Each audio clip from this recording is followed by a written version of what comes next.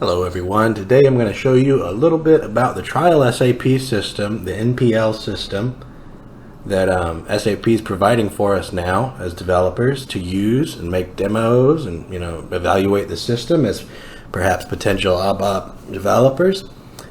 So in the last couple videos we looked at the BC Travel Flight model, which is your different flight tables, so SFLIGHT, SBOOK, SPFLI.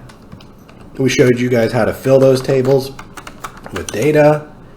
We talked about why they include those tables with the trial system. It's for us developers to use for demos and to learn.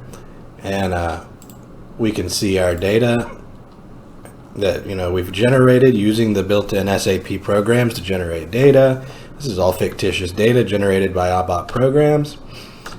So some people said, well, are there transactions, to modify these? So, in SD, we might have VA03 to display an invoice, or a sales order. In SFLIGHT, is there something that we can display a flight with? Or is there something we can display, a flight schedule with? So I'm not going to run through all of the transactions associated with that because there's a few, but I will show you how to find those transactions and the programs that they contain. So that way you can start looking at, the actual programs that make up the flight data model transactions. If you'd like, you can check and see if there's enhancement spots or if there's any, baddie implementations, user exits, whatever there are. I haven't looked through all of them just yet. So, this is going to be to show you how to find those programs. So what we're going to do is we're going to go to transaction SE93.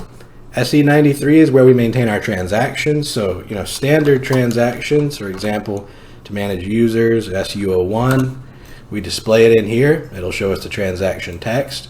It'll show us the actual program, authorization objects, what the support is for HTML, Java, and Windows GUIs, and just various things like here. We can, if it's a DIN-Pro, it's a dialog program, we can start either with a selection screen or with an actual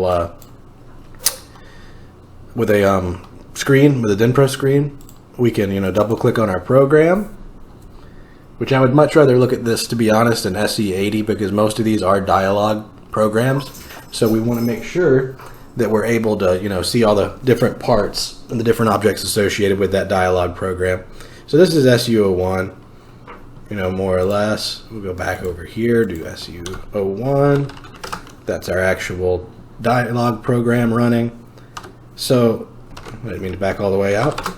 The transaction codes that are going to be used for manipulating data in the BC Travel model are going to start with BC. I'm going to do BC asterisk, and then F4 for our search help. And we can look through these transaction codes and we can see that we have transactions much like any of the other SAP functional areas. So we have for and they're a little bit longer. They're not necessarily short transaction codes that most people are familiar with in other functional areas.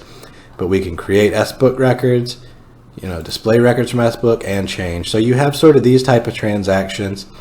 So let's just take a look at SFLIGHT. Let's look at SFLIGHT, the create transaction code for SFLIGHT. We can hit test right here and it'll take us to that transaction. So this would be where we'd actually create, a record for SFLIGHT. If we want to look at the program, this is the actual program and it's screen 100. So that keys me in that this is not going to be a report with a selection screen. This is going to be a full-fledged dialog program. So we can go to transaction SE80. In order to view this, we'll come down here, we'll make sure we select program from the drop down, paste the name of our program, and then what we are able to do is we're able to see all the different objects associated with this program. So we can see the screens, for example. We can come over and look at, I can just move this over to the side. Look at our screen, so key information entry. Double click on that. It'll open up the actual screen flow logic, elements list, and we'll get into what all this stuff does in a different video, but I'm just going to show you guys real quick since we just saw that transaction being run. we can look here and we can see, you know, this is for display. So they probably handle it, let's see, in a different screen. So this is the create screen, and then your flow logic, which will dictate, you know, where we going. So what, based on the command, we call a certain screen, we process the OK codes from that screen. So that's about it, guys, as far as the different transactions. You know, I did have someone on the internet I saw asked, you know, how do we find the transaction codes for the flight data model? And that was a great question. I didn't even know there were any. I kind of had to poke around until I found them. So I was pleasantly surprised and happy to learn that there are different, you know, transaction codes that we can use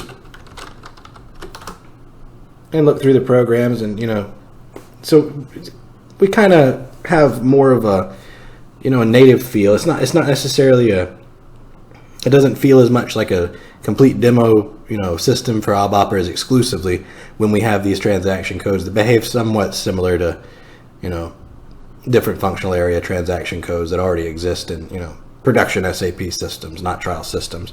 So again, guys, just to see those for the flight data model, you're going to do BC, wildcard, F4, and you can see those different ones. Now this is that BC data gen. In one of my previous videos, I showed you guys what that was.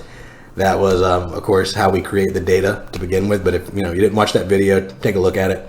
It'll show you how we get data in these BC travel tables so that we can make sure that we have some fictitious data to work with while we're writing our ABAP programs.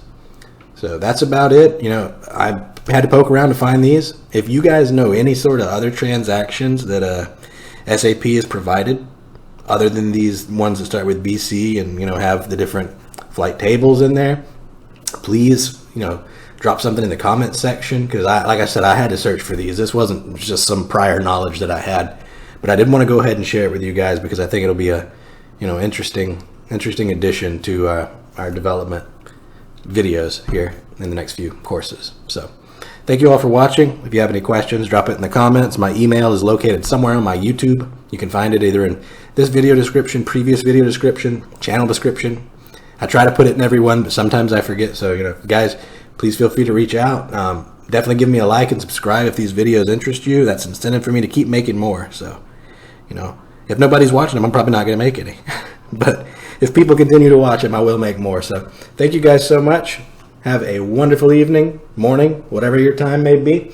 And we'll see you in the next video.